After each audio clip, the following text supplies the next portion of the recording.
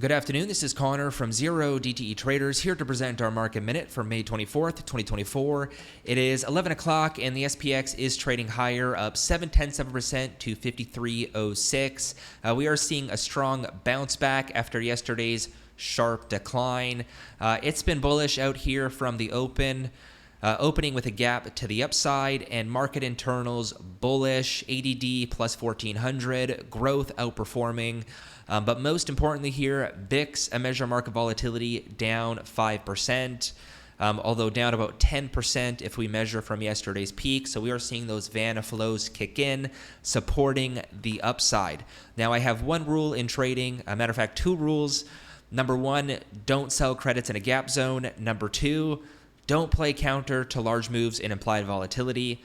With that said, I was a dip buyer here this morning, buying our 1 minute cycle low right here. Essentially picked the bottom, gaining upside exposure. Now, of course, I don't sell credits in a gap zone, so I played with an upside butterfly, and that has worked out very well. I mean, already up nearly 300%. We're looking for a target of 53.10, which we're basically at right now, with the potential to overrun to 53.20, 53.25. I'm not that interested in shorting this. Maybe if we get an overextension, but short today, just like long yesterday, is considered counter trend. And you always want to be a little bit more tactical playing counter trend. You're going to have much higher success if you continuously align with the trend. As far as yesterday goes, I know I didn't do a market minute because we were really busy trading, a lot of opportunities. But I was selling the rips yesterday, playing the downside. And this goes back to my rule, do not play counter to large moves in implied volatility. VIX, big move higher yesterday, 15%, I believe, from trough to peak, 16%.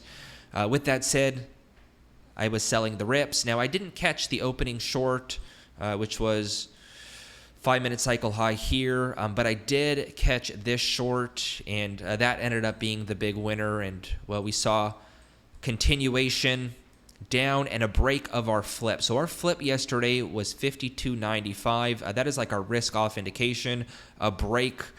We generally see volatility pick up and a sharp move down, and that's exactly what occurred.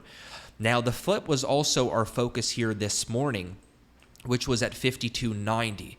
And there is this common pattern we see quite often in regard to the flip and the SPX. So let's go over to the gamma charts, and I'll highlight that for you.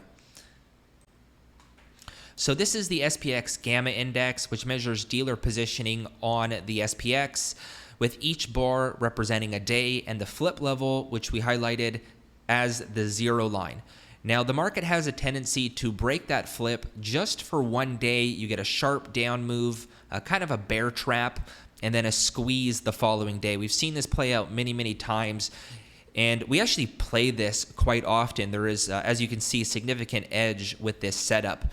So that was really the thesis for the buy the dip, look for a squeeze on the upside, which has played out thus far. The question becomes now, do we close above that flip of 52.90 and essentially go back into positive gamma, which has been the primary regime? Time will tell. We'll see at the close. Now, we highlighted this in our morning note.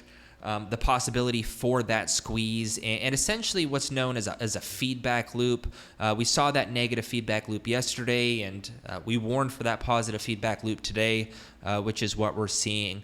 So I think pretty important to understand these concepts of feedback loops, because we do see them quite often, and you want to avoid getting caught in them and ideally participate in them, because they present a lot of opportunity and high conviction due to those underlying dynamics. So again, I extend the offer to you guys. If you're not a member and you want to join the team, visit our website at 0DTEtraders.com. Hope to see you soon.